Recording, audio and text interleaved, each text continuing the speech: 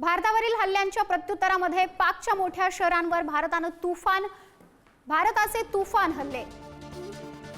लाहोर, कराची, रावळपिंडी, इस्लामाबादमध्ये तुफान नुकसान। कराची बंदरावर 12हून अधिक स्फोट।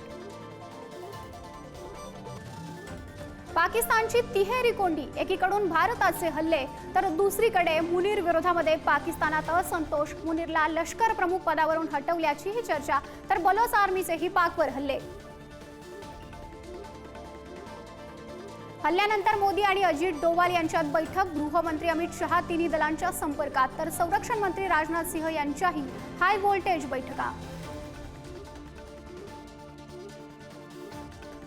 भारताने पाकची 4 फायटर जेट पाडली, 3 पाकिस्तानी पायलट भारताच्या ताब्यात। ड्रोन आणि मिसाईल हल्ल्याचे प्रयत्नही भारताने हाणून पाडले।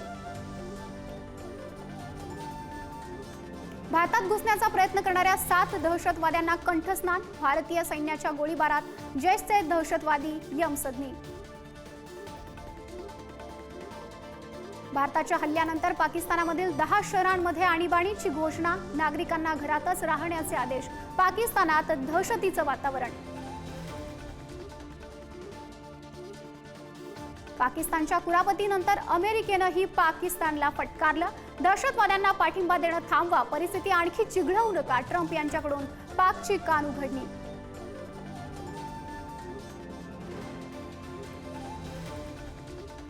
भारतीय लष्कर आणि परराष्ट्र मंत्रालयाची सकाळी 10 वाजता संयुक्त पत्रकार परिषद। पाकवरील हल्ल्याबाबत माहिती देणार। जयशंकर यांचा पाकला जशास तसं उत्तर देण्याचा इशारा।